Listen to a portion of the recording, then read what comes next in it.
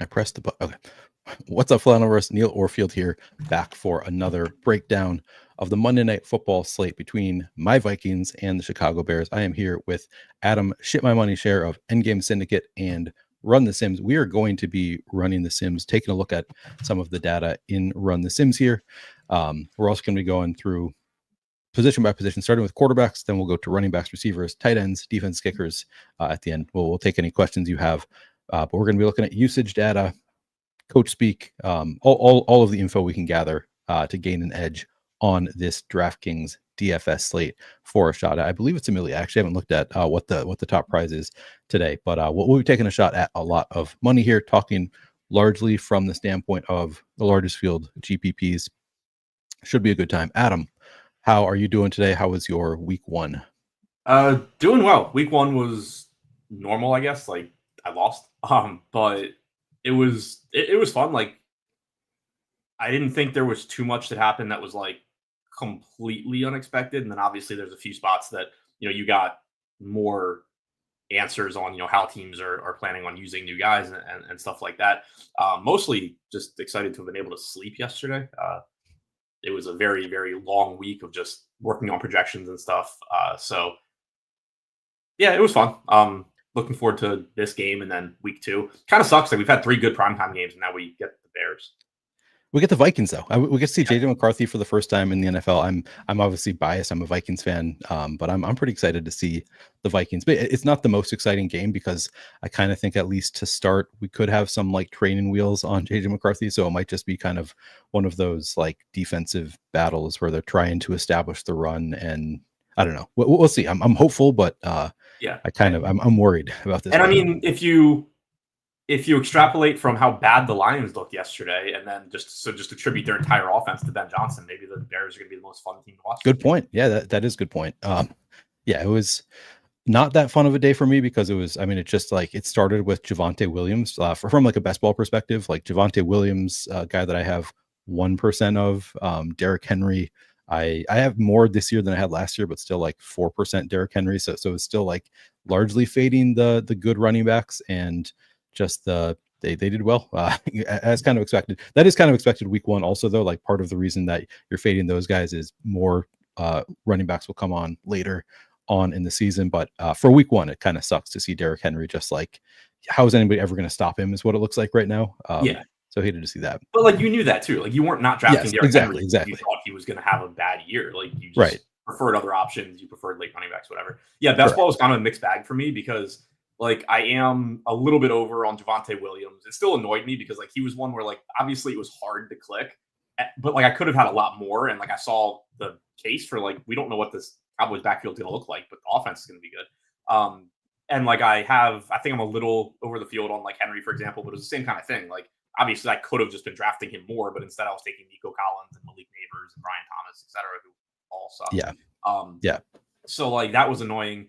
My late round guys, my main late round guy on Underdog was healthy and active with Rodriguez. And then on DraftKings, it was Marshawn Lloyd, who is on IR to start the season. So didn't have that. But then like I do have a lot of Travis Etienne, which obviously looked really good so far. So it was kind of a mixed bag with best ball for me. But there wasn't a lot of like, oh, this is great, like to be excited about. But there were some guys that were good. Keenan Allen, I was pretty excited about. He's one that I was drafting a fair amount of, pretty like when he was going pretty late, and I kind of chased him up the board like ahead of the field a little bit. So like once he signed with the Chargers, I was taking him at like 150, 160, just making sure I got my bag. So I was pretty happy with that. But as a Commanders fan, I'm sure you have a lot of Bill Krosky merit. Yeah. So I was actually looking through my DraftKings teams yesterday, and one of my best teams was one of my JCM teams. Oh, you do have some JCM? I thought you had literally zero. On Underdog, I have literally zero. Okay. On DraftKings, because I drafted 150 on DraftKings before I even opened Underdog this year. So DraftKings is when he was going really late, and I do have a little bit, which I feel like there's like a million different things people think that I've said about him. I have never said he was a bad late round pick. He wasn't mine, but like clearly he was a good late round pick. But Underdog, for all my Underdog drafts, is when he was going like round 8, 9, 10. I have literally zero there. But I opened, it was a DraftKings team that had JCM. I think it had Sampson. It might have had Tootin. It was like basically my counter to everything I've said on Twitter team is kind of what it looked like. So I was just kind of laughing, like, oh, this would be the one that wins $2 million. And I get to victory lap all of my JCM and Tootin and Samson. That would be kind of hilarious if you win a lot of money with Ja'Cory Krosky-Merritt after talking shit about him for 2 or 3 weeks straight. That would be kind of enjoyable. Yeah, I was in on JCM early, so I'm happy that I had those late clicks. But I stopped drafting him when he got into like the top 100, which I still feel okay about. Like I think a lot of people are like, he's a smash now because he looked good yesterday. Like objectively, the role wasn't great, so we'll see how it plays out. Yeah, I don't know. From my point of view, it was like yesterday to me was, I mean, obviously for JCM, like it was as good a start as you, I think, could have hoped for. Like the fact he's already in that role. My initial take on JCM was basically like, yeah, he has a path to this role, but like you're taking on, early on, you're taking on like before they traded Robinson, you're taking on a lot of risk. Like you need everything to break this way just to get to what I think is a timeshare role where he's the early down back, probably not the primary goal line back, not a pass catching back. So it was kind of like, do I want to take on all that risk? And then by the time, like B-Rob gets traded and everything, you're paying for it. And it was just like, I don't know, I'd rather take receivers in that range. I'd rather take like ETN. There were a couple other guys that I was taking in that range more. So like that was kind of my thing. But yeah, like for sure, he already has the role that I think, or that in my opinion, like was the best possible outcome, which probably means it's not the best possible outcome. Like maybe he does just overtake Eckler, and Eckler is truly the passing down back, and that's it. And because yesterday they were kind of like splitting, like alternating drives. Right. Maybe that just goes away, and Eckler is truly the 2-minute drill third down back, and that's it. In which case, like that on Washington is a very valuable role. Yeah. But yeah, like if he stays in the actual role he has right now, like I feel like because he had the 40-yard run at the end and he had the touchdown, it's really, and it's fun to confirm priors. It's kind of overshadowing that he was in for like 50% of snaps and got 30% of carries, which if you like that itself is not a good role. Right. No, the role was fine yesterday. I mean, the assumption always with rookies is that they're going to take on a bigger role throughout the year. So like, for example, I'm not giving up on my Tootin shares just yet after a really horrid week one. So I think like you said, it is kind of like almost the best case scenario for what anybody could have hoped to see week one, outside of like, it seems pretty clear like he's not going to be getting the passing game work at all, which is pretty bad. Like that's pretty valuable in fantasy to get the passing game work. Unless so that was kind of my issue with him is like you said, rookies do usually take on a bigger role as the year goes on. So that's it's obviously reason for optimism that he already has that role. My issue there was like when you look at Washington, they already have clear answers in the weaker parts of I think JCM's profile. Like I don't think he's going to just overtake Jaden Daniels and Debo and then the other running backs in general at the goal line. Like I don't think that's ever going to be the answer. Eckler's game is catching passes. That's been a weak point. We didn't see it from JCM in college. So like it's hard for me to think like, oh yeah, as the year goes on, he's just going to become a pass catcher over Eckler. He's going to become a goal line guy over Debo and Daniels and everybody else. Like so that was kind of my issue is like they actually have solidified answers there that I don't think are going anywhere in those roles. Yeah, I think that you are probably correct about that. Who knows? It remains to be seen. It's obviously very bullish for him week one. I'm happy with the shares that I have of Ja'Cory Krosky-Merritt, but I'm not like totally regretting that I stopped taking him yet. We'll see how that plays out. I do wish that I don't think I have a ton of Kenneth Walker, but I wish I had less. And more importantly, I wish I had more Charbonnet. I do have a ton of Kenneth Walker, and I started taking. So my like most of the summer, I was buying into like it's just Kenneth Walker's backfield. Charbonnet, great like handcuff. We've seen it before so many times, but probably not going to have much of a standalone role. And then towards the end of the summer, it started to become more like maybe Kenneth Walker is actually injured, and I really should be taking. So I started reaching for Charbonnet some later on in the summer, but like for most of the summer, wasn't really drafting much at all because he was just going. He was like the first of the RB2s going, like outside of like Jordan Mason, who was like, it's pretty clear 1A, 1B. It's not really an RB2.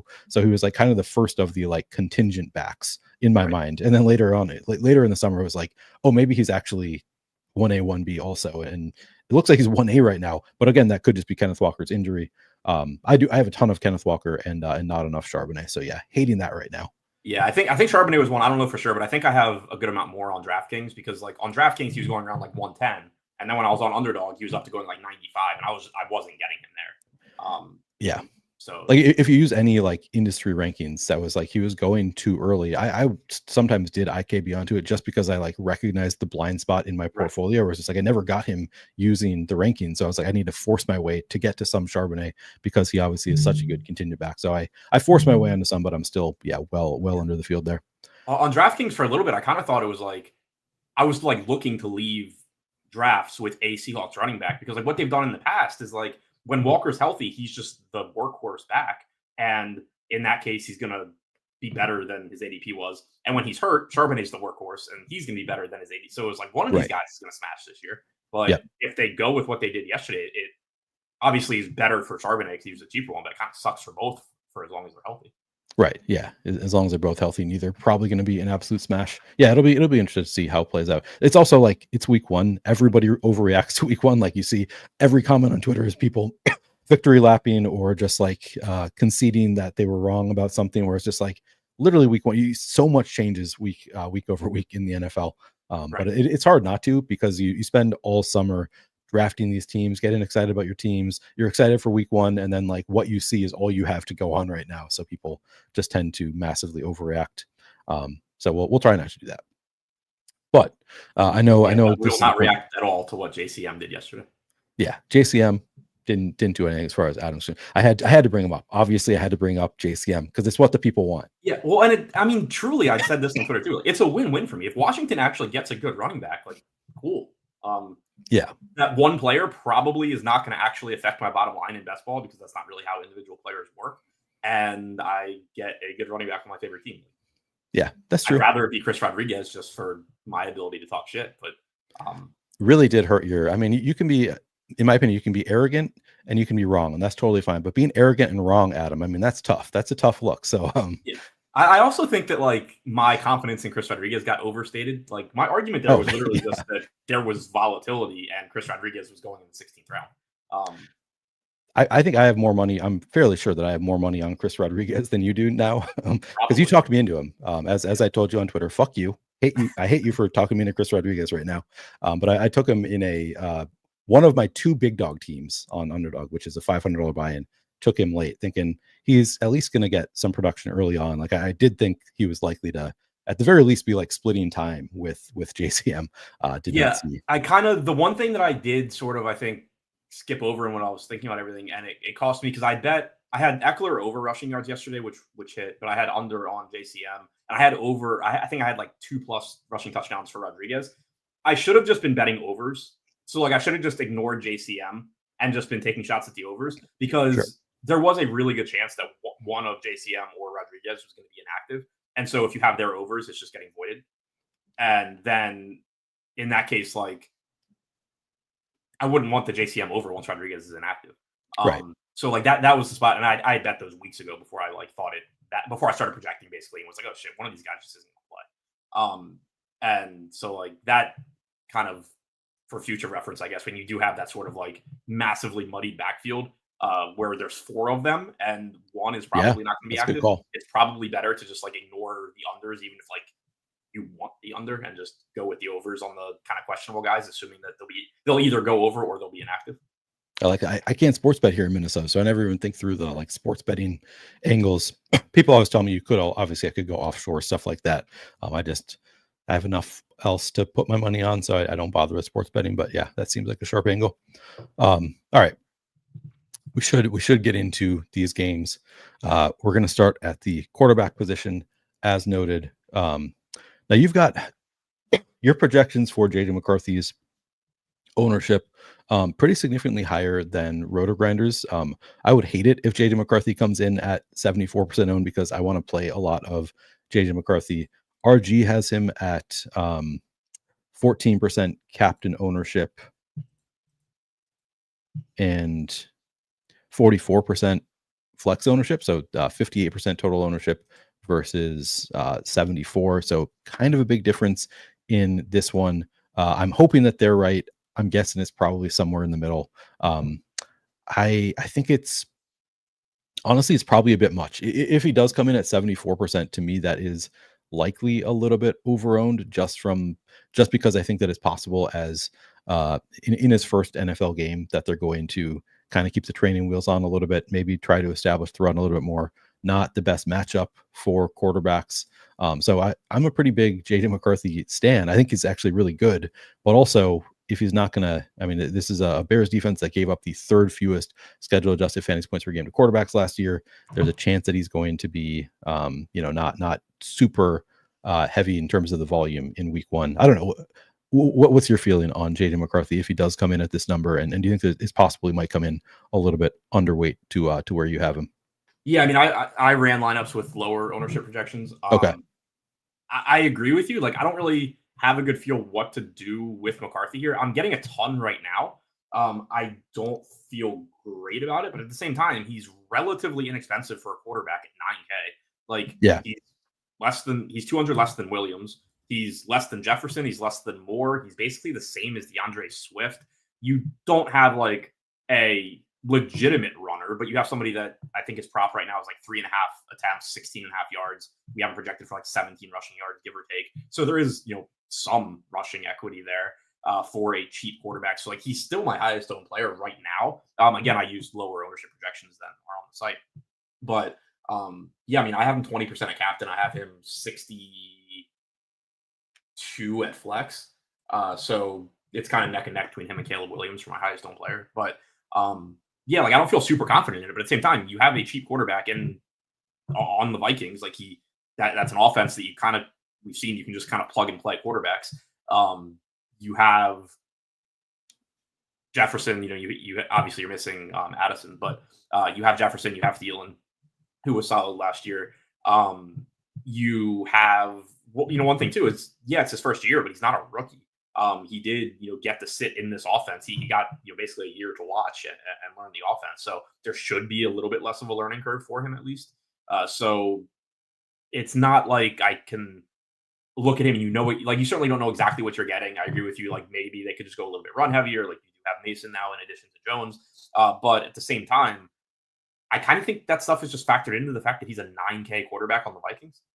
That's fair. Yeah, it is. He is fairly priced. I would agree with that. Yeah, I like him quite a bit. I'm definitely gonna have over 50%, probably over 60%. So kind of splitting hairs a little bit. I think that he's a strong option. Like you said, he is a little bit of a runner. Like he likes to run when he gets the opportunity. I think that I would probably take the over on 3.5 attempts. So that helps a little bit. I don't think he's going to be like elite. I don't think he's going to be rushing for, over 40 yards a game, probably not 30 yards a game, but I would expect him. I think he's going to be like the type who is between 20 to 30 rushing yards per game would be kind of my guess for JD McCarthy. Because I think that he does like to run and he seems like he's healthy at this point. Yeah, I don't know. I think that I end up probably somewhere between the numbers where his ownership is projected at currently, probably in the 60 to 70% range. I'll play him some at captain. Like I know we generally like quarterbacks go over owned at captain because they project so well, and they're often going to be outscored by their pass catchers. But I will play some at captain. I think that I am going to require one and maybe even two if I were using an optimizer. I think I would probably set it to require 2 pass catchers in the flex when I have JJ McCarthy at captain, but I'm not sure about that. What are you getting to with your JJ McCarthy captain lineups if you're getting to any? Yeah, I am. I have like 20% right now, which again, like I don't love having that much of quarterback a captain, but I do like that there are a couple things in this game too that I think, in addition to the pricing, the ownership projections that I used have McCarthy lower owned at captain than slightly lower than Williams, lower than Jefferson. So like the third highest owned captain, and he's cheap. But also like there are so many different ways that production can be spread out, really for both of these offenses. With the Bears, you have multiple receivers that are solid. You have Loveland, you have Swift. For Minnesota, even though you're missing Addison, like you still have Thielen in his spot basically. You have Naylor that maybe could do something. Obviously, you have Jefferson. You have the 2 running backs. So like it's not a slate where you run into the issue necessarily of like every quarterback captain lineup is going to look the same because he has 2 guys that he possibly throws to. So I think that is kind of nice in addition to the salary, the fact that you do have at least a little bit of rushing equity. Looking through my McCarthy captain lineups right now, it looks like a lot of Jefferson, as you would expect. Good amount of like Aaron Jones as a second piece, which I think counts as the stack. Like he does. Yeah, I like that. He does have Yep, receiving for touchdown sure. equity. So it's a lot of like McCarthy plus multiple Vikings. It's not always McCarthy plus 2 wide receivers. Okay, but yeah, Aaron Jones, I would definitely qualify there. Yeah, we'll get to the running backs. It's kind of an interesting situation, but I think Aaron Jones pretty clearly a pass catching back who I would qualify as a pass catcher in stacks. Okay, so you are generally getting to multiple pass catchers with JJ McCarthy captain. I think that's what I would like. Adam, I know you don't want to get too into like the how things work, or I don't know if maybe you do. I know you guys are generally pretty transparent, but I like this question. Deek says, genuinely asking out of curiosity, I'm assuming you're using a model to predict ownership. So why are they all coming out at exact numbers? I'm also curious. So you're using different numbers than what is on the site at Run the Sims. And I know you're involved in the projections process, but it's multiple of you doing projections. Is that why you're kind of getting to different numbers than what the site is using? So the ownership numbers right now are outsourced. They come in from our data provider. Gotcha. Which that's something that down the road we plan on changing, but it just wasn't top of the list of things to do with NFL kicking off. So in general, I aggregate ownership anyway. For most sports, MLB, I think I have a model now of my own that I like more than anybody else's, but even that is still based on some aggregation stuff. So like in general, I think aggregating ownership is a good idea anyway, if you have access to it. But yeah, the ownership, like all the projections, everything like that is completely us. The ownership itself is not. So that's another reason that I just So that's why I'm using a different one. Right. Okay. That makes sense. And that's why you're getting those whole numbers as opposed to, I mean, I guess they're probably just rounding the numbers, Yes, would be my rounded. guess. Yeah. Okay, cool. Other side of the game, we have Caleb Williams, who was pretty bad last year. But a lot of people are optimistic. They've got Ben Johnson now as the head coach. Big upgrade there. Caleb Williams projected for 57% ownership in the flex, 19% at captain. So again, another quarterback getting pretty hefty ownership, 76% projected ownership overall. He's also only 9,200. So another quarterback that, not particularly expensive. What are you doing with Caleb Williams? Do you think you're going to be around the field here, under the field, over the field, and you playing him a captain? Yeah, I'm getting a lot of him too. I have 16 at captain. I have like 77 at flex. So on the one hand, again, like I never feel good when I'm just getting a lot of quarterbacks because, again, there is sort of less volatility in like their projections. Like it's harder for them to have like a massive game in a lot of cases. But there are things I like about Williams here. He was actually one of the guys this week as I was working through projections that I had the most difficulty getting down to the market on him without just like making up numbers.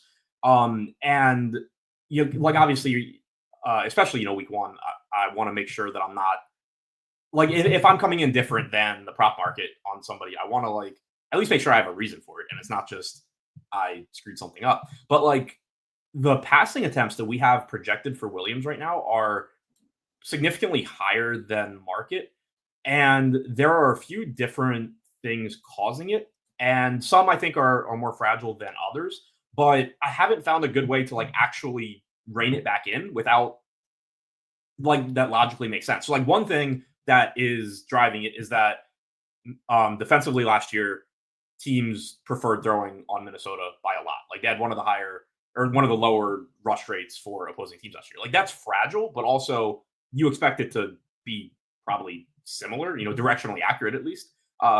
Going into this season, like maybe it's not as extreme, and that is something obviously that like you regress going into a season, but like they are likely to be a team that you run against less. But then also when you look at what Ben Johnson did in Detroit, like that's a team that had nearly a 50% rush percentage, but you don't have David Montgomery and Gibbs here. Like you have Swift, who is fine. Like obviously everybody has their opinion on Swift, but like clearly he's the running back one here. You don't have, I assume, maybe Monanganai is just David Montgomery right out of the gate. I assume you do not have the two-headed backfield right now that Ben Johnson had in Detroit. So I did project a higher rushing percentage than the Bears had last year, but lower than Detroit. But the other thing is, like, let's say you wanted to say, no, we're just going to go full what Ben Johnson did in Detroit. They're going to run the ball 50% of the time. Detroit also averaged like 65 plays per game. So, or something like that. I'm going off the top of my head. So like you would if you go the full Detroit route and you're lowering the percentage of the time Caleb Williams is throwing, you also need to give him several more plays than I gave him. So it still just comes out to like, I can't figure out how to make Caleb Williams not look really good in a Ben Johnson offense. And the rates for Caleb Williams are coming in large part from what he's done in the past. So like you can make your, well, Caleb Williams sucks argument. Maybe he does, but we're projecting Caleb Williams. It's not like, we're using like Matthew Stafford's projections and just assigning them to Caleb Williams from like an efficiency standpoint or something. Like I haven't found a way without like picking and choosing. Like, yeah, I could say, well, they're not going to look to throw against the Vikings. They are going to run like the Lions ran, but they're not going to run that many plays. Like, yeah, I could just like pick and choose the ones that lower it the most, but like I haven't found a logically consistent way to get Caleb Williams down to what last I looked, it was like 30 and a half was like his passing prop line. It might have come up a little bit, but like I haven't found a way to like get closer to that. So he is somebody that has been projecting high for us all week, and I've tried to find ways to come down on it, and I just haven't gotten there. So spots like that, at least, like I know that I've done the work where if I am high on him and he does suck, at least I was confident in what I projected going in. Okay. Yeah, he's only 9,200, projects pretty well. And if you look at, it's also a game where just if you look at the projections overall, nobody projects all that well. Even Rotogrunners, they have lower projections than you do, but like Caleb Williams is the highest projected player on the slate at under 18 fantasy points. So that might be part of it too. It's just like the quarterbacks are the most likely to hit a high projection. You don't have that many other players that they're competing with. Like you don't have a ton of stars that you have to overcome as the quarterback. So maybe it does make sense to just get more of the quarterback. Maybe I do end up with more than I'm currently expecting. Yeah, it's interesting. Like even as you said, Caleb Williams, you've got a projection of 19.6. Is it this projection is also from the data provider? The No, that's from. Oh, okay, gotcha. So you're projecting him a little bit better than at least RG is. Yeah, I think it makes sense. Like we just don't have that many great options. We have skewed a little high on quarterbacks too. Okay. In general, but yeah, like it's been across the board there.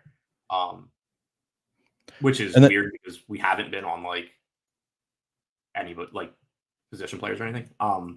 But yeah, like I think we have him as the highest projected guy. And so does everybody else or most places. Yeah.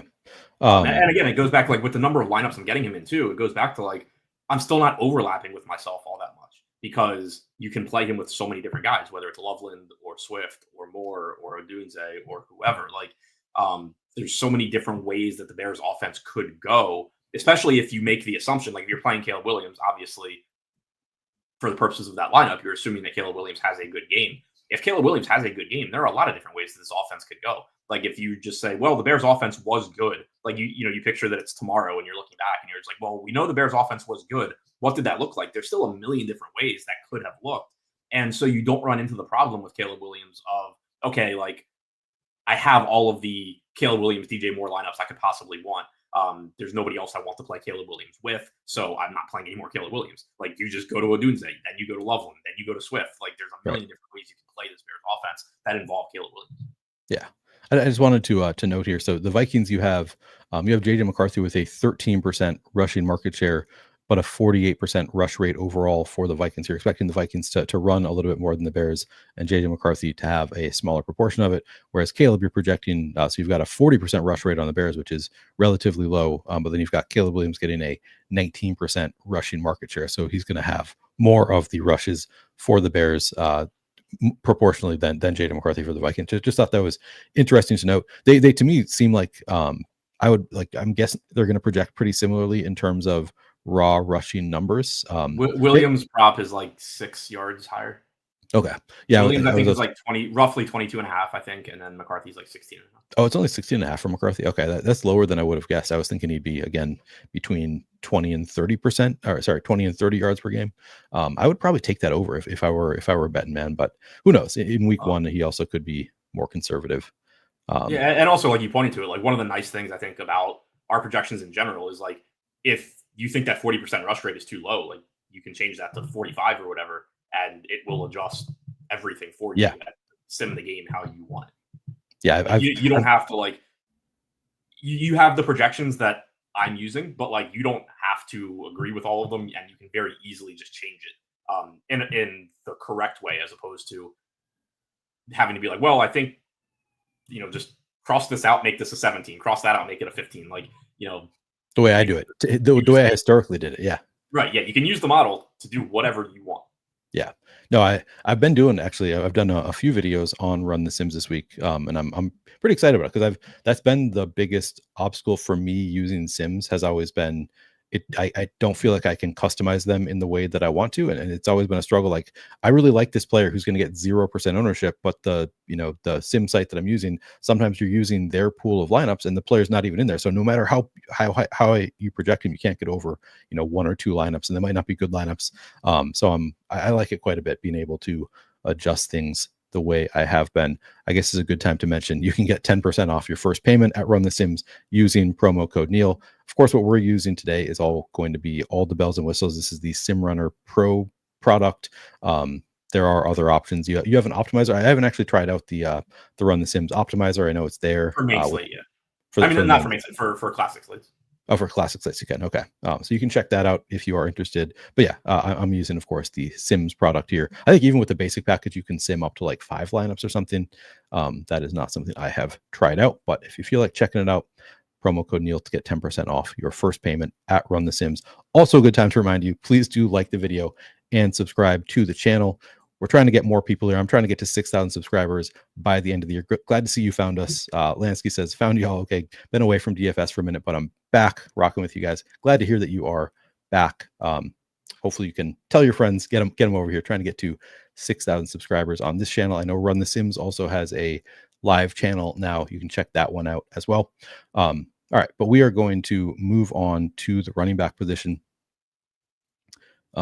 And we'll start with the Vikings. Honestly, I actually think the running backs are pretty interesting on this slate, like across the board, because both backfields are kind of unknowns a little bit, like in how things are going to work out. I have like kind of strong opinions, at least with the Vikings, of how things are going to go, but could find out tonight that I'm totally wrong, and I've been drafting wrong all summer in best ball. So we'll find out pretty quickly. But I'm excited about looking at these backfields. The Vikings have, of course, Aaron Jones coming back. He is 7,400, and then they traded for Jordan Mason. They didn't have a ton of draft picks this year, and they traded one of them for Jordan Mason instead of using it on a really deep running back draft class that is really good. So I've been pretty bullish on Mason. Looks like we're not projecting him for much ownership here. Your stat provider given just 16% flex ownership to Jordan Mason, 0% at captain, 43% to Aaron Jones, 12% at captain. I'd be pretty surprised if Mason is this low owned, but let me I'm going to double check here in the Roto Grinders. So they've got him at 21% flex ownership, so actually not that far off. And then at captain, 4%. So that's quite a bit higher, obviously. How are you feeling about the Vikings backfield? Are you getting to more Aaron Jones? Are you getting to any Jordan Mason? Are you getting to any Ty Chandler? How are you playing it? Yeah, so this is certainly a spot where I think that there's just a lot of volatility. Like, perfect example of a spot where if you're using our projections, like I would not hesitate to like do change them how you see fit, because these are very much educated guesses in the case where we haven't seen Jones and Mason play before. But my approach was basically to like, I still have Jones projected as the quote unquote lead back, but not by like a huge margin. Took some off of what he did last year in terms of market share, gave it to Mason. I expect this to be pretty close to a split backfield. And then also I expect there to be a lot of volatility around the goal line. It's not like you can't go to Jordan Mason there. It's not like you can't go to Aaron Jones there. I kind of assume it in large part will sort of depend on what, like, who's on the field when they get in the red zone, where they're at in the game, whether they're, winning, losing, whatever, inside 2 minutes. So I expect there to be a lot of volatility as far as who gets goal line work. I have Jones again, like as the number one, but not by a huge margin. And I do think there's just a lot of volatility there. I am getting to a bit more Jones than Mason. I only have 2% Mason at captain right now. I have about 10% Jones. I have like 30% Jones at flex right now, 35% Jones at flex. I only have like 10% Mason. I do one thing, that I do like more about Jones is you do expect him to be more of the pass catching back. Just historically what he's done, what he's been good at, what Mason's done, what he's been good or not good at. So that I think is the thing really driving it for me probably is that there's a slight edge in the way I have rushing market projected in favor of Jones, but a bigger edge in terms of passing. And when you're talking DraftKings, especially, that is of course going to drive a lot with it being full PPR. Yeah. So I just pulled up schedule adjusted fantasy points allowed per game for the last 5 games of last year. Take it with a grain of salt because this is based on last year's stats, but just sort of interesting, I guess, that Chicago allowed 2.8 more fantasy points per game on the ground last year than average, but 2 fantasy points fewer through the air to running backs last year. So, sets up as a good spot for Mason if these numbers hold where they're giving up more on the ground. I think I somewhat agree with you and somewhat disagree with you. So I agree with you from the standpoint of I think it's going to be a split backfield where it's kind of like a 1A, 1B situation. And I think I would put Jones as the 1A there. I think as far as like goal line stuff, I would put it like 75-25 in favor of Jordan Mason. Whereas, like you said, I think Aaron Jones probably the better pass catching back. So to me, it's like I kind of expect that by the end of the year in PPR formats, Aaron Jones, and this is almost certainly not what's going to happen, but it's kind of like in my mind how I'd project it. PPR formats, I would expect Aaron Jones to finish the year with higher expected fantasy points and in per game at least. And then half PPR, I think I would give it to Jordan Mason just barely, like because I think it's going to be like Jordan Mason going to be more of the like get the short yardage goal line just based on all of the coach, because Ben, like this was an area we struggled in last year. We brought Jordan Mason in to be like I think he can really help us in those situations. They didn't really say like he is going to be that guy, but it's like I think he can help us in those short yardage goal line situations. So I think I'm expecting it to be more like 75% of the goal line workload going to Mason, and similarly like 75% of the passing game running back workload going to Aaron Jones. They have talked about like both of these guys are capable of catching the ball out of the backfield. So like it seems like the Vikings at least don't think Mason is a total zero there. The 49ers certainly treated him like he was a zero in the passing game, like he would run a ton of routes and still not get any passes. But I'm sort of hopeful based on the coach speak. So I think that I do see it as kind of like a really like a 1A, 1B situation where I think the expected fantasy points not going to be too far off for the full season if they both stay healthy, where I would give the slight nod to Jones on DraftKings. And honestly, I don't even know if I would give Mason the edge on half PPR sites, but it's like closer for half PPR. But yeah, I think Jones makes sense to project him better here, especially early on. I also think like this could be a situation where Jones gets more workload early. Seemed like he faded a little bit last year when he had a pretty big workload. They've also talked about wanting to lighten his workload, but that might not come week 1. So it's an interesting situation where we don't really know what to expect, but I'd expect like pretty even in terms of like expected fantasy points week 1. Do you think would that be your kind of expectation also? Yeah, well, and to your point too, like I do. So like I somewhat agree on the touchdown market share thing, and Emwald asked in chat if you're projecting a bigger goal line share, would you only adjust touchdown market share rushing, or should you adjust both? The touchdown market share spot is one that I was kind of looking at. I didn't do anything with it before the show, but that is naturally just like driven by the overall market share. So it is a spot where I probably will, and like I said, I was thinking about it before the show, like manually bump Mason a little bit at the expense of Jones, because I do agree that like in a neutral game script, middle of the first quarter, they get tackled at the 5. There's a pretty good chance that they're going to put Mason in. Right. I do think that when you get like 2-minute drill, or you get just like a drive where Jones is making big plays or whatever, like I doubt that it's going to be like a hard and fast, like, oh, we're inside the 10, get Jones off the field, put Mason in. But I do think that there is probably some like Mason gets a little bit of a preference around the goal line, and maybe Jones gets a little bit of a preference in general in rushing share. So like that is something that I think you can see right now it's at 42.5% touchdown market share for Jones and like 32 for Mason. If you like split that or even made it like 40 Mason, 30 whatever Jones, I think that would be reasonable, and it would close that projection gap a little bit, which I think would be perfectly fine here. So that is probably something that I'll end up doing between now and lock, because I think it makes sense anyway. Like I doubt it's like a hard and fast, just like every time Mason's on the field, but I do think that like in situations where they can sub and whatever, and they do happen to get tackled like inside the 5 or whatever, like you probably do see a little bit more Mason. Yeah, I think I agree with all of that. Like, yeah, they're not going to force it, but I think that happens more often than like I think of it happening. Like, I think I'm always surprised by how often it's like, all right, my running back is in right now, the backup running back, and like he's going to score, he's going to get the opportunities, and then just like a lot of timeouts happen when they're like in the red zone because that's when teams are like, all right, we really need to think through this. So then they often do have opportunities to sub in the guy they prefer. So it is a thing. Like if Mason is going to get the preference, yeah, I think like a 75-25 split makes sense. But then, Jones obviously can still score touchdowns even outside of the red zone also. Just an interesting one to talk through. It's really going to be kind of ownership dependent here. Like if these ownership numbers held, if these are the true ownership numbers, I would want a lot more Jordan Mason. I would have a ton of Jordan Mason at captain and just kind of hope for a 2-touchdown game or that he is involved in the passing game a little bit. But I'm thinking it's going to be a little bit closer than this. I would guess Mason gets closer to like 25% total ownership. I don't know. It'll be interesting to see. You never really know. I've also been bullish on Mason, so maybe I'm like forecasting the field being closer to my way of thinking, and maybe that's not the case. I don't think I'm going to be playing any Ty Chandler. Do you think you're going to get any there? I have none right now. Okay, yeah.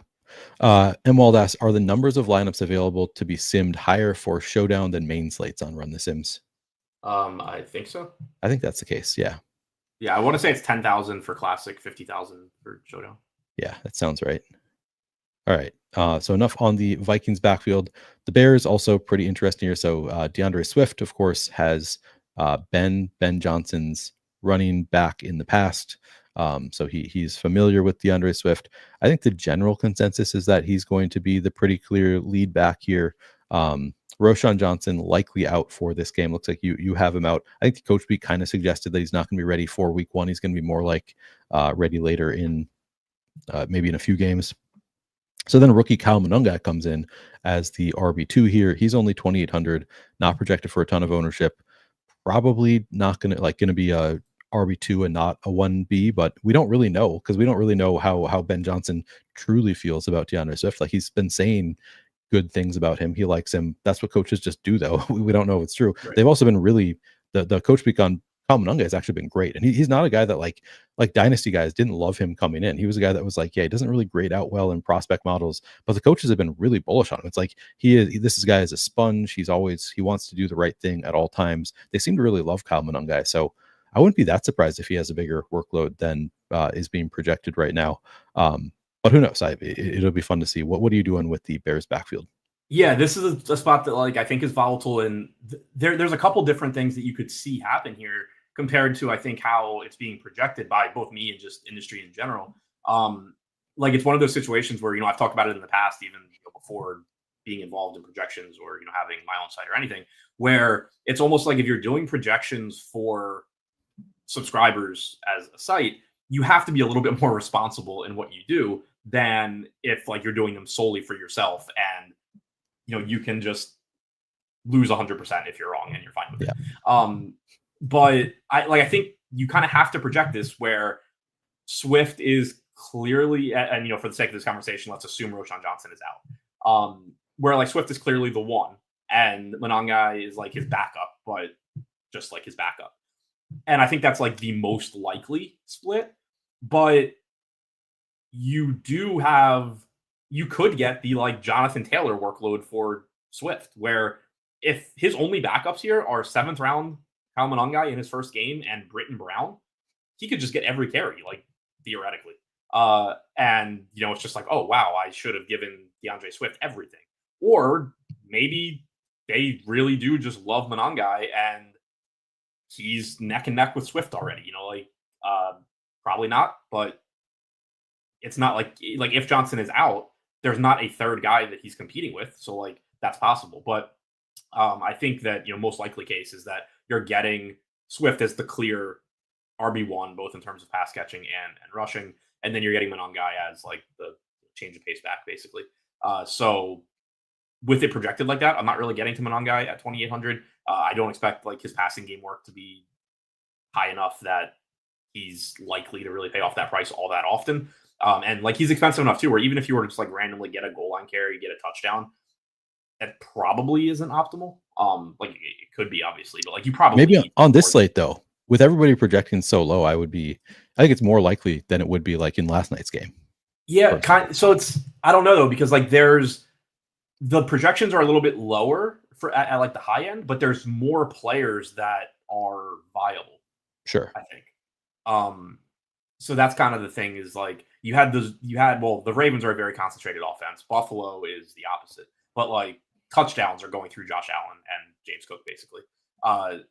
So like here you have more mouths to feed, but that's more guys that in a 1-game sample, like you can choose from to say, oh, this is the guy that had a big game or that's the guy that had a big game.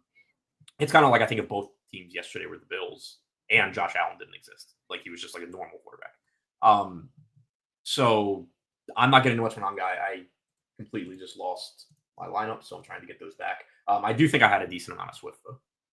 I suspect that I'm going to be much higher on Monungai than you are. 9% ownership. Because I think he could. I think the odds of him having more of a 1B role are maybe higher than you do. Like DeAndre Swift has never been somebody that inspires a ton of confidence in me, or I think most football fans. I think he's decent. I think he's fine. But he's not like a serious talent out there.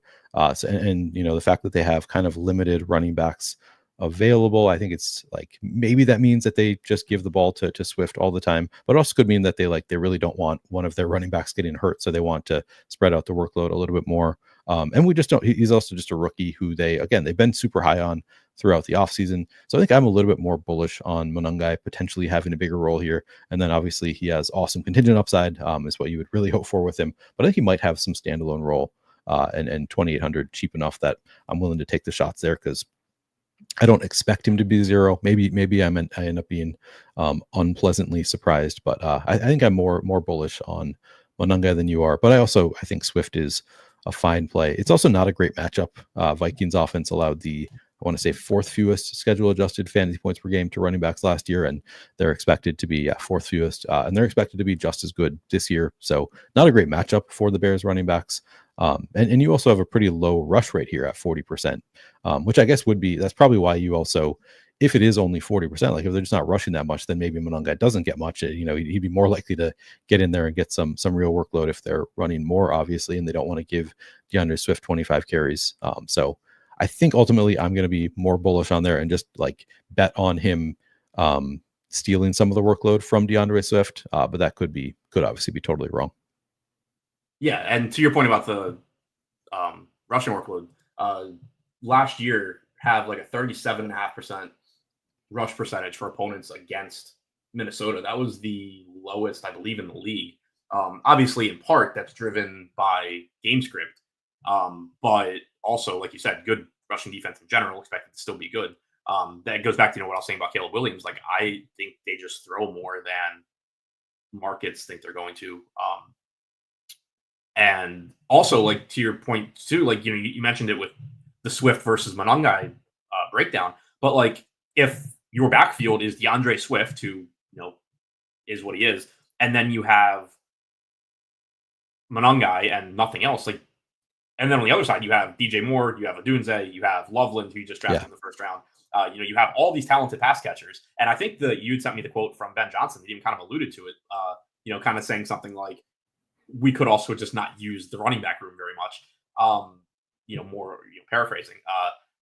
I think there's a lot of things pointing to the Bears kind of just throwing the ball more. That is a fair point. I'll read the quote. This is from the Coach Speak Index Discord. This was 2 days ago. Ben Johnson on why the Bears didn't add any running backs this week, given the injuries at the position. He said, "I think I've been pretty open since I got here about DeAndre Swift and how highly I think of him.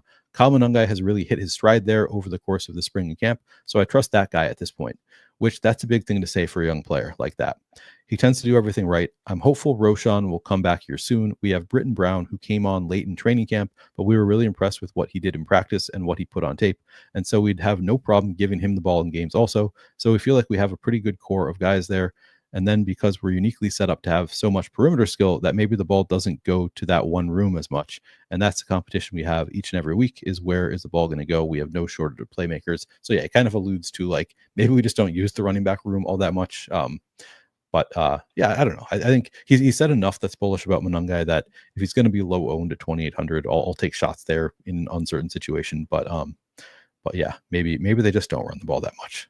Just an interesting one to think through. We'll see where the ownership lands later on when we'll have a better idea tonight where the ownership is. But I think at 9%, I'd be in on Monangai. I think I'd actually be in at. You can't play everybody, so I probably end up a little bit underweight on Swift at 41% total ownership. But that also might just me being a Vikings homer. I want to play the Vikings more. So I don't know. We'll see where that goes. Are you going to be over 40% DeAndre Swift? I'm around there. I have 7% Okay. captain, 35 flex right now. Gotcha. All right, let's move on to receivers. We can start with the GOAT, Justin Jefferson, 10,800.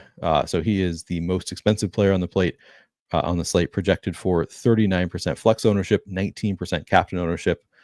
A little bit tough to get there at this price tag, given how much more he is than everybody else. But he's Justin Jefferson. What are you doing there? Are you going to get to a good amount of Jefferson captain flex? How are you playing it? I have a bit more I have like 49 at flex. I only have like 7 at captain right now. Obviously would like to get more at captain. That is still my fifth highest owned captain. But I think it's the pricing. Like there's not a lot of cheap guys on this slate that I really like, which goes back to what we were just talking about with Monangai. The fact that there's a lot of like mid-range guys that can get there, I think is probably keeping me from getting to Jefferson a little bit, where you just have like quality, you have 2 quality running backs on the Vikings. Maybe you have 2 on the Bears. You have 2 quality tight ends on, or at least viable tight ends on Chicago.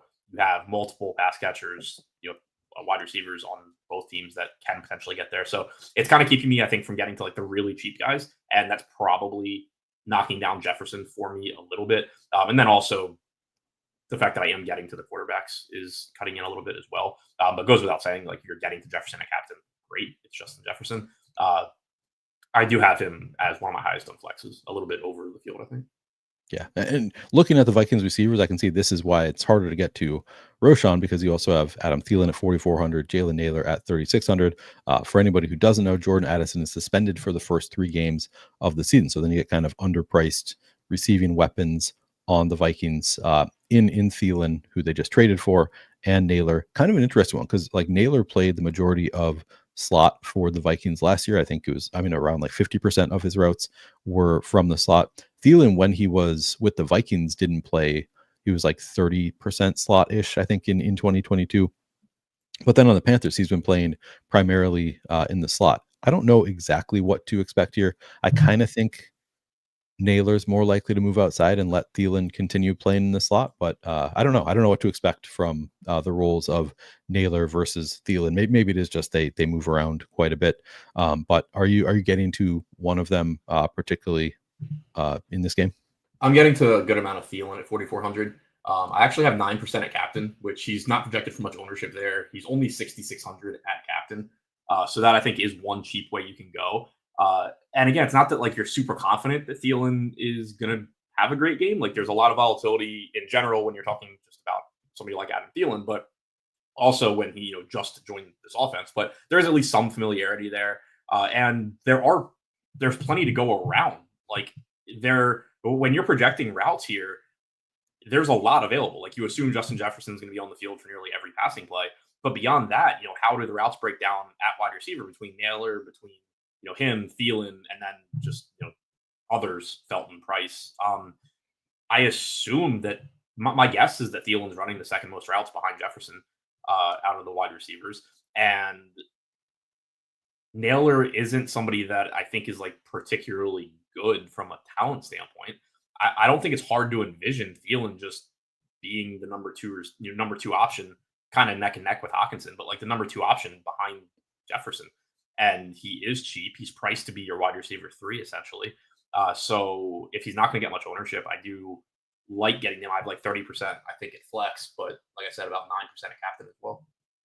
Yeah, no, I think that both look like pretty strong options here. Thielen, like you said, familiarity with the Vikings. He was with the Vikings in 2022, Kevin O'Connell's first year. So already familiar with the coach. He also works out with JJ McCarthy in the offseason, so they have some familiarity there as well.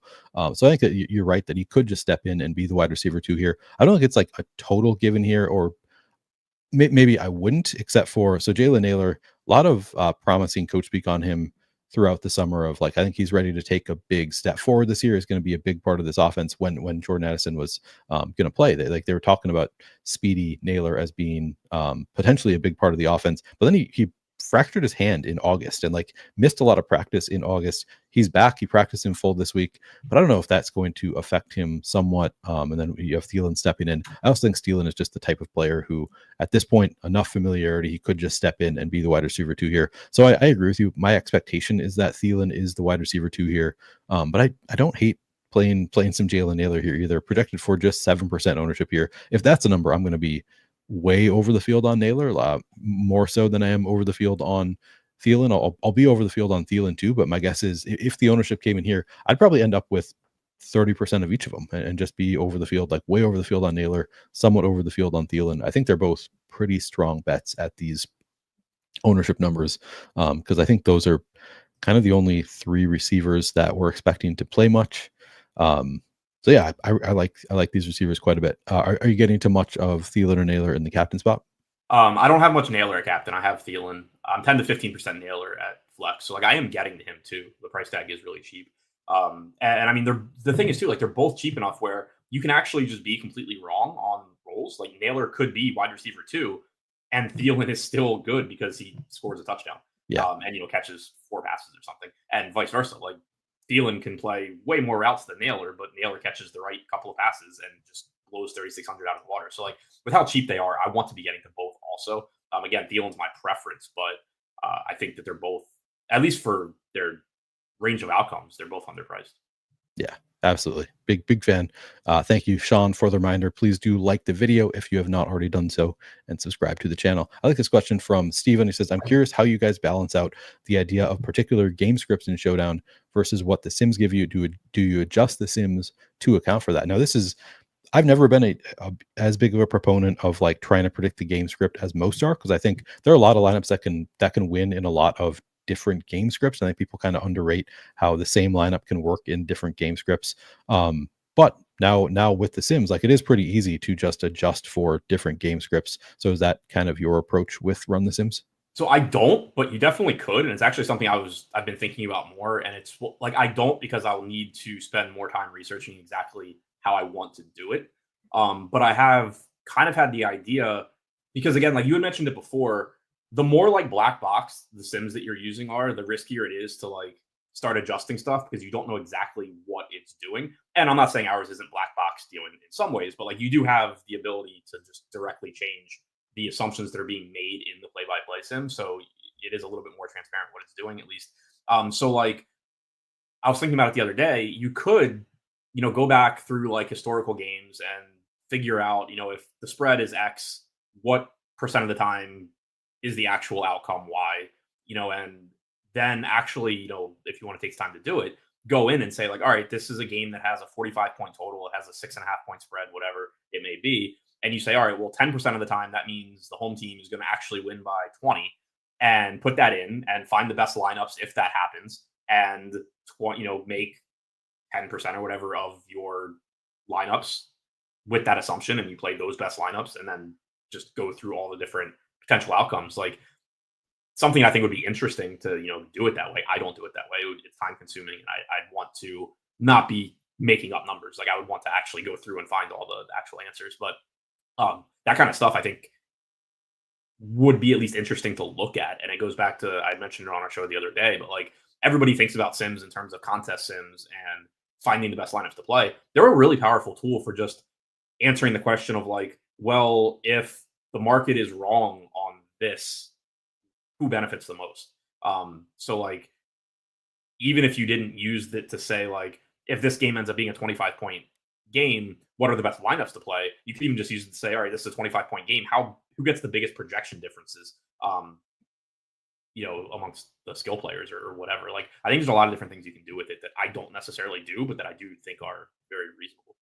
Yeah, agreed. And I do some of that, adjusting things to how I see things going. One thing that I like about The Sims, as opposed to an optimizer, and I've always been a proponent of using an optimizer in the past, but I like that, like, you don't have to set a lot of constraints on it. And I see this question from from Daniel. Says, I'm a novice at this, so it may seem obvious, but do you always leave salary on the table in Showdown? So for me, using an optimizer, the answer was yes. I would always, because I didn't have a great way to predict dupes. I would just, like, that was a way to avoid dupes, is always leaving at least like $600 on the table. But with The Sims, you can kind of see that there are going to be some lineups that are going to avoid dupes without leaving salary on the table, because it just has like the right combo of players that a lot of people are not going to get to.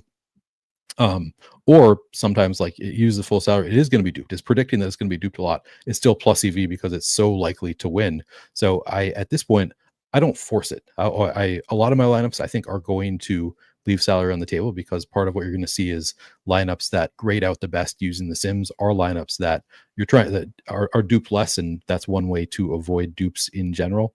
But it's like, I'm not going to set a rule. And that's one of the things I've been a proponent of since I started doing videos on how I'm using to run The Sims, is I don't set a ton of rules, because even on like the main slate, I didn't even require quarterback stacking, because if The Sims are telling me, well, this lineup with Jaden Daniels unstacked is better for your EV, I'll just let it do it, because it's a better way of doing what have always been trying to do with an optimizer. So my answer to this question is no. Do you have anything to add, Adam? Yeah, so same thing. Like, I don't really set rules, but I will say, like, in general, yes, leaving salary is going to make your lineup less duped than if you don't. But that is also something that's kind of started to change a little bit because of people using Sims. But it's also like, it's another thing where, like, you actually want to drill into it and work on predicting dupes. Well, there's just different factors. Like, I've done it more for MMA than for NFL, because it's more of a pain in the ass for NFL. But like, in MMA, you can actually go in and say, like, well, if the product ownership of this lineup is X, so like, you would expect this many dupes. But if you don't play anybody from the main, then you can multiply that predicted dupe by like 0.5 or whatever. There's definitely the same sort of thing in NFL, where if you don't have a quarterback and his number one pass catcher, you can play more salary. You can, you're going to be duped less, et cetera. Like, there's a lot of combinatorical stuff that goes into the actual number. But like, as a general rule, yes, if you play a lineup that's 49.7 as opposed to 50K and everything else is equal, it's probably going to be duped less. But it's not like a hard and fast rule that I set. Most lineups I play aren't going to be exactly 50K, for the reasons that you said. Like, you're still estimating dupes, and generally those are going to be the most popular lineups. Also, to your point too about, like, and this is something I don't do a lot of, but I do think it's worth saying, there are pretty much infinite like plus EV lineups that you can play. So like, it is something where if like you said, you can get lineups that predict to be duped a pretty good amount, but they're still plus EV. You can find a similar lineup that is duped less with less salary if you want to play that lineup. Right. Again, like, I generally, that's not a huge priority for me. But it's something, same with stacking. Like, if you just don't want to play, naked Josh Allen or naked Jaden Daniels, you can just get rid of that, and you're still going to find plenty of plus EV lineups. So there is still plenty of, kind of user preference is going to be the answer to a lot of questions like that. Yeah, and I'll without trying to turn this into a commercial for the product, I also think that it's a great reason to use the Shady portfolio optimizer tool. It's just like you're going to get the correct mix of, like, I'm going to take a big risk on this lineup that's going to be unduped versus getting some of those lineups that are going to be duped but are more likely to hit. So you're just not going to go belly up. So far, in very, very small sample size, but I've been really pleased with my portfolio of lineups using the portfolio tool. Just been like, I have not lost that much money on, even though I'm not taking first, I have not lost money. And then I've been like within shouting distance of first, like within one play of winning the showdown slate. So far, again, very, very small sample size, not really meaningful, but really, really pleased with how it's going so far using that tool. I'll quickly touch on what Steven said too. He said, as far as a game script, RTS has the feature of being able to change the point scored and projections change, but you're still more guessing than data driven. Yeah, the way I would do it from like a data driven standpoint would be not predicting that the game ends up being a blowout. Like I would actually go back and say, what percentage of the time does this spread end up resulting in, a 20-point game? And in those 20-point games, what's the actual rushing percentage of the winning team and the losing team? And then when I'm running those sims, I would say, okay, the Vikings win this game by 20. That means instead of rushing X percent of the time, they actually rush Y percent of the time, and vice versa for the Bears. And then in the sim, you're getting it's using those rushing percentages, touchdown, total touchdowns, etc. So I would be doing it that way and just assuming that every game, a game that has a total of X and a spread of Y is actually going to end up with, being a 20-point win or whatever, X percent of the time. More so than just saying, well, this game has a 6.5-point spread. I actually think they're going to win by 20. And so let me change that. You would want that, make sure that you're adjusting the rush rates and all of that also. Yeah. Good shout out. All right, let's move on to Bears receivers. So we have DJ Moore is back. DJ Moore, of course, had some attitude issues last year. A lot of people would comment on like he just looked like he wasn't even trying. He completely given up on the team, and he acknowledged that over the summer. He said my attitude was bad last year. It makes me like him more from a fantasy standpoint. The fact that he like recognized that his attitude is bad last year, and he's like, I'm going to change that this year. I'm all in. So at least at the start of the season, I think we can expect DJ Moore to be back all in, have a good attitude here. He is 9,600 projected for 39% flex ownership, 14% captain ownership. So he is getting a fair amount of ownership. He is fairly expensive. What are you doing with DJ Moore? Yeah, I think pretty similar to the field. I have like 35, 36% at flex. I have like 7% at captain. I expect him to be the Bears wide receiver 1, at least to start the season. I do expect that will be one of the more volatile game-to-game wide receiver 1s because there are a lot of mouths to feed here. Like even if you do assume, obviously you're hoping that the Bears offense is just good for DJ Moore. But if that offense is good, it probably does involve some games where it's the Loveland game, some games where it's the Odunze game, eventually some Burden games, probably less Zacchaeus games. But there are a lot of Swift games. There are a lot of mouths to feed here if you assume this offense is good. So I don't think he's like the stable every week wide receiver 1. But from a projection standpoint, he is the guy that I think you're going to project to be the best wide receiver any given week. But again, that's why the high mark of point projections on this slate are relatively low is you don't have a CeeDee Lamb wide receiver 1. You have somebody that is getting less of the market share than somebody like that. But I do expect more to be good. I mean, the Bears were just like such a dumpster fire shit show last year from a coaching standpoint, from also, trying to just develop Caleb Williams standpoint. So we still have that question mark at quarterback of what exactly is Caleb Williams, and, how far Caleb Williams will go is going to impact DJ Moore's overall output. But we know DJ Moore is a very talented, good receiver. There is absolutely the possibility that he's in a much better offense this year than last year. And to your point, any amount of, also, by the way, I didn't give a shit last year because it was pointless, doesn't make you like him any less. Right. Yeah. JGT was pulling this up because he asked, is he the slot guy now? So yeah, he might be with Keenan Allen. I would guess that he gets a little bit more slot work here. I also know they've talked about using Cole Kmet all around the field. Maybe, I guess he was already at 63%, probably not going to get much higher than that. But yeah, I would guess that DJ Moore plays a little bit more from the slot. They've talked about Rome as more of the X receiver there. The other thing about, I read the Ben Johnson quote about like, well, maybe we just don't go to that room as much. They've been using DJ Moore as a running back and talking about using DJ Moore out of the backfield. So he could also, you've got him at a 3% rushing share as of right now, but it wouldn't be that surprising with given the current running back situation there, if DJ Moore actually gets a little bit more than this, just given like the preseason usage and coach speak. Yeah, that's a good call. He should probably get more of the, like, I think when the Cowboys made Blue inactive, I think I bumped Turpin from like 3% to 5 or 6. You could probably make a case for doing that with DJ Moore too. Yeah, for sure. So yeah, he looks good. Yeah, I think. And one thing to add on to the slot thing, that's from a projection standpoint, that's always like a 2-part question too, because in DJ Moore's case, like, yeah, he might run more routes from the slot than he did last year. He's not going to be the slot guy in the sense that he's not playing 2 wide receiver sets. Right. Yeah, exactly. And here's wide receiver cornerback matchups, they all show up positive here. I would not call this positive matchups for any of the receivers. I am a homer, obviously. Also, you look at schedule adjusted fantasy points allowed for the season. So I was looking at this and it's like, the Vikings gave up the third most schedule adjusted fantasy points per game over the course of the season to wide receivers, but over the end of the season, they were much better at stopping. They were the second worst matchup for wide receivers. So I think I think it's not actually a positive matchup, but as Adam noted, I am a homer. I might just be wrong. We'll see. All right, and then after DJ Moore, we've got Rome Odunze projected for 32% flex ownership, 6% captain ownership. He just like the offense was so bad last year. I think Rome Odunze, I was reading Debro's primer. It was like he was like 44th out of 45 receivers. I think the numbers are wrong in terms of like catchable target rates. Like he just his targets were just like not catchable passes last year. So maybe that positively regresses here a little bit.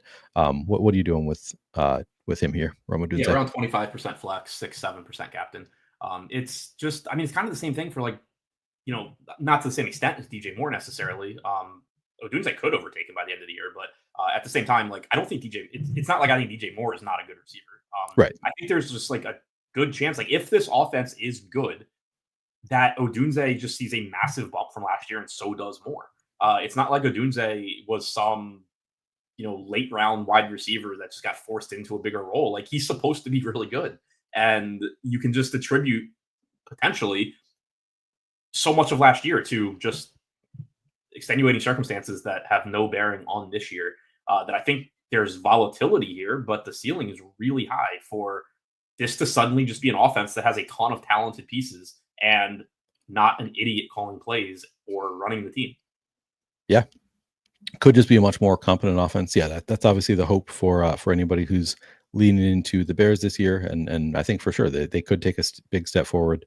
Rome Odunze, like you said, like he didn't have a great year last year, but also like had big expectations coming in. And most of his targets were not catchable, or I shouldn't say most, but like his catchable target rate was very low. So pretty easy to see him taking a step forward this year, at least relative to last year. And then you have Olamide Zaccheaus versus Luther Burden. Seems right now that Olamide Zaccheaus has the pretty big upper hand here over Luther Burden as the slot receiver, and he's only $2,000, whereas the rookie Luther Burden is $4,600. So I'm kind of making the assumption that it's going to be Zaccheaus playing most of the slot here. Looks like you are also projected for 26% flex ownership, 1% captain ownership. How much Zaccheaus are you getting to, and are you getting to any Luther Burden? I'm getting too much right now. I've tried already, like before the show, to do everything I could to like lower Zaccheaus' projection from an efficiency standpoint and everything, because there is obviously, if you're waiting last year too much, there's a massive drop. I think it's safe to assume, even if this offense is better, and going from Jaden Daniels to Caleb Williams right now. So like last year, Zaccheaus caught like 75% of his targets or something. If you go back to like 2 years ago with the Eagles, he caught like 52%. 3 years ago with Atlanta was like 65%. So, I made sure that I dropped the target or the catch rate projection a bit. And I lowered his route some too, because this is a spot where I think, and we saw it like, for example, with the Browns yesterday, there's a lot of ways this can go. The question already came up about the slot receiver. How often are they going to use a slot wide receiver versus how often are they going to use Cole Kmet plus Loveland on the field? So like projecting the routes here, if they just run a bunch of 3 wide receiver set, if they consistently use 1 tight end, then you could get a route rate from Zaccheaus potentially up at like 60% or something. But I do think there's a good chance that they run a decent amount of more Odunze, Kmet, Loveland. And so I did, lower route rate on Zaccheaus a bit. I lowered it on Burden a bit as well.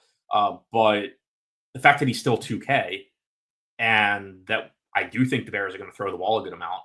He's still showing up in lineups for me more than I would really like. But it's just one of those spots where I think, again, like when you look back with hindsight, it's going to be really obvious that either Zaccheaus was a great play or Zaccheaus just like shouldn't have even been considered, probably, depending on exactly what the Bears do, both in terms of pass rate and in terms of actual personnel on the field. And then, I guess also in terms of where is Burden versus Zaccheaus actually on the depth chart. But he looks good at 2K. Like I think he's mispriced relative to like he has a legitimate chance to be the third wide receiver on the Bears right now at 2K. Yeah, he's been playing well. It's been pretty bullish coach speak on him throughout the offseason. My expectation is that Burden at some point is going to take over as the slot receiver, and my expectation is that it's not going to be week one, that it is going to be Zacchaeus playing. But yeah, it's like I think Zacchaeus can be anywhere from 40% route participation to 75% is like the likely range of outcomes, I guess. Like obviously could be more, could be less, but like that to me is like the likeliest range of outcomes, but it's a pretty wide range of outcomes just from a route participation standpoint. And then who knows about the production, but to me, he looks like a good play at 2000. I think that he is a strong play given our expectation for Zacchaeus. Are you getting to any Burden at 4,600? Not much. I think I had a little bit. Yeah, like I have like 3% right now, not much. And looking at the rates that I projected, like I might walk Zacchaeus back a little bit and just give more to Loveland / Komet. But I think it will kind of be the same result, like that I get to a good amount of Zacchaeus.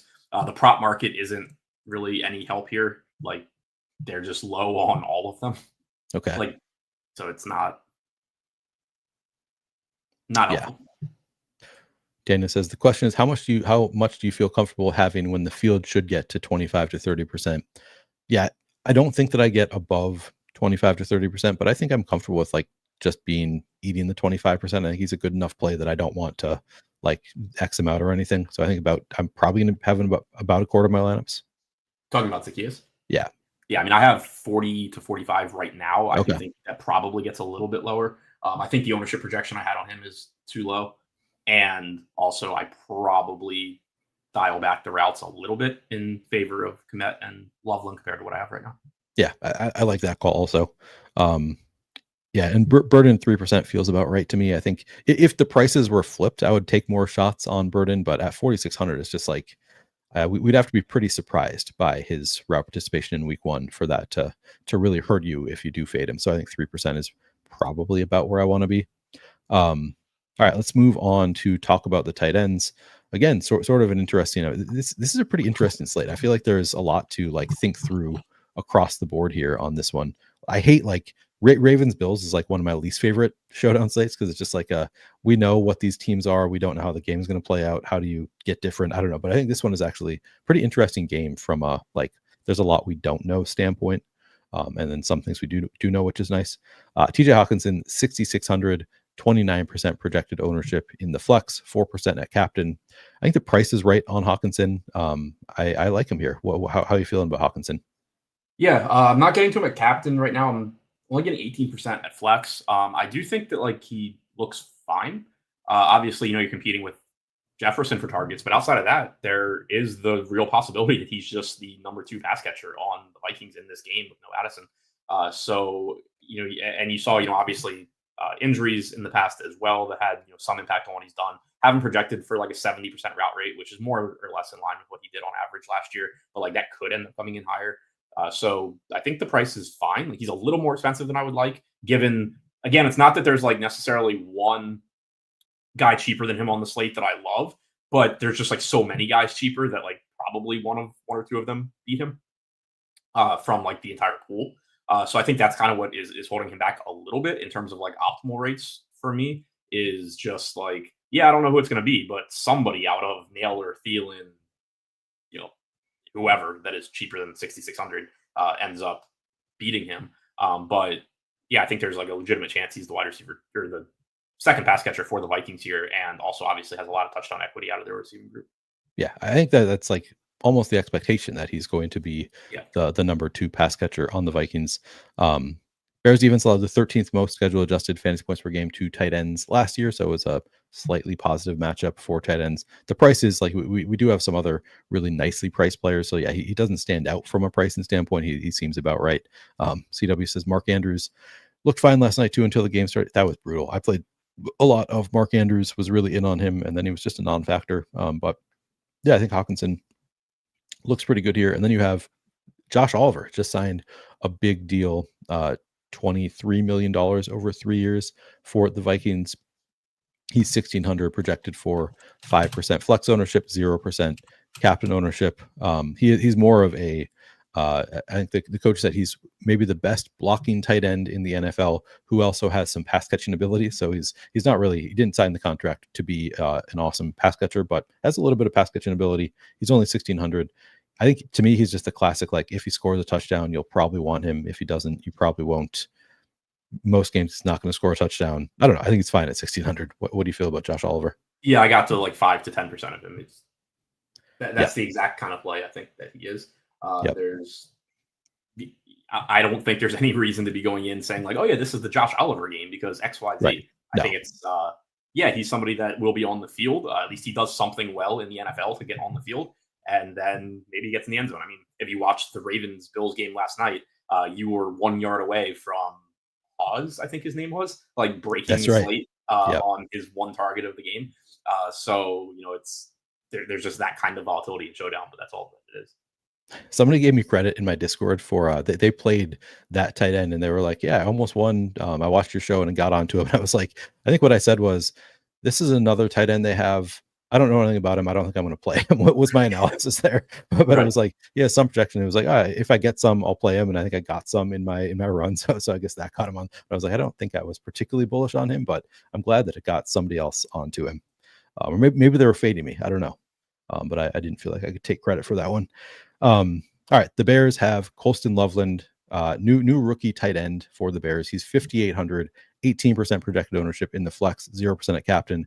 Then you have the returning vet Cole Kmet, the incumbent, $4,000, 10% projected ownership in the flex, 0% at captain. How are you breaking down these tight ends? Are you playing both of them? Are you getting too much? What are you doing with the tight ends on the Bears?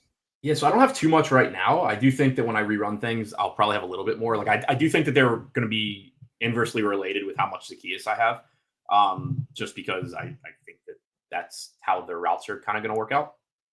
So like right now I don't have either one at captain. I have like 8% Loveland at flex. I have like 10% Kmet at flex. Both projected to be relatively low owned. I think that's fine. I probably get a little bit more than I had right now, but I do expect like between the two of them week one, I'm not expecting like Loveland to dominate routes. I'm expecting them to kind of split and then, be on the field together as well. So I, from a talent standpoint, expect Loveland to be better and probably earn more targets per route than Kmet. But I do expect that you're getting kind of a timeshare there. So I'm not prioritizing either one. Neither one is like super cheap, I don't think. But both should be on the field and both are certainly capable of catching passes. Yeah, I would be really excited about Cole Kmet if he was a little bit cheaper. The $4,000 price tag is kind of more than I thought it was going to be. I still kind of like him at 10% ownership. A lot of really bullish coach speak on Cole Kmet and like using him in different ways this year. They even refer to it as like, you like to have guys like that. Sean Payton refers to it as the Joker role, as talking about Cole Kmet and like how you can use him kind of all over the field. I think they even talked about using him out of the backfield. So maybe he gets the, how like Mark Andrews gets the tush push for the Ravens. Maybe Cole Kmet gets that for the Bears at times. So I think I'd be really excited about him if he were priced like a tight end too at like $2,000. I'd be like all in on Cole Kmet. Oh, yeah. At 4,000, it's a tricky price tag because I really want to be excited about him. I think I come in a little bit overweight to 10% Cole Kmet, but not by any wide margin. And then Colston Loveland, exciting rookie tight end. Also some pretty bullish coach speak. They think he's going to be ready. They even talked about like tight ends tend to struggle in their rookie year. But we think Colston Loveland can get going right away. It's been generally, I'd say, pretty positive. But 18% ownership at 5,800 doesn't strike me as like way too low. It kind of seems about right. So I think ultimately, unfortunately, I don't think I'm taking a big stand on either of these guys. I think I end up a little bit higher on Cole Kmet than 10%. But it's not going to be a spot where I'm taking a huge stand here. Yeah, and one other thing with Kmet, and I always find it interesting, you saw it with the Raiders yesterday too. It's always interesting to me when you have somebody that came into the league as a hyped up pass catching option, and then for one reason or another just kind of underwhelmed with a previous coaching staff, but they're still on the team, and you get new play callers, new coaching coming in. They still have this guy that was thought of as being really talented 2 years ago or whatever. Again, like just because he couldn't get it done with whatever shit the Bears had going on doesn't mean that like this doesn't end up being a really, especially like with the Bears, where right now, like if Burden's not ready yet, and you're making that assumption, and all you have to beat out for routes is Zacchaeus. Not taking anything away from Zacchaeus, but like the opportunity cost to the Bears running 2 tight end sets right now is not very high. And you have this guy that was thought of as being talented. He's a former second-round pick not that long ago. There is just the potential that this new coaching staff is saying, like, yeah, I don't know why it didn't work out with this guy before, but he's going to be a big part of our offense. Like, that can happen. Yeah. Honestly, I suspect I end up over the field on Komet. Maybe by tonight, I will have talked myself into a 25% Komet in my lineups. I think as of right now, I'm looking at like probably 15% is kind of where I'm going. Like I'll be over the field there. It's just because if you consider him a tight end one, then he is too cheap. I think like it's not a great matchup, but it's also not like the end of the world. And again, talking about him like he could be their Joker, like you love to hear that. I don't know exactly what to expect here. 4,000 seems like a pretty fair price tag, I think, for his range of outcomes. But yeah, I think I end up a little bit overweight to the field there. Loveland, people in chat talking about how good Tyler Warren looked, and Loveland went higher than Tyler Warren in the draft.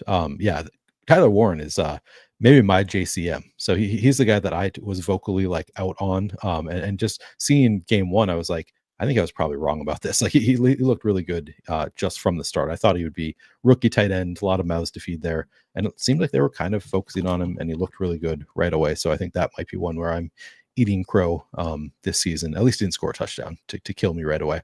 But yeah, Colston Loveland went higher in the draft. Seems like he was a really talented tight end in college. Could start out just awesome right away, but he's 5,800. I think the price tag is just kind of fair there. All right. Do you want to move on, talk about defenses and kickers? We can kind of look at the ownership. So Cairo Santos projected for 16% flex ownership, 1% captain ownership. Bears defense 12% flex ownership, 0% captain ownership. And then on the Viking side, 18% flex ownership going to Will Reichard, 1% captain ownership. Vikings defense just 9% flex, 0% captain. I really like these numbers across the board, to be honest, but particularly the defenses stand out to me as pretty strong plays. Do you are you getting too much of the defense or kickers? Like 14% Vikings. Or half the Bears. For some reason I don't really have the Bears. Maybe an ownership thing. Yeah. I have 16% Santos. I don't have much Reichert.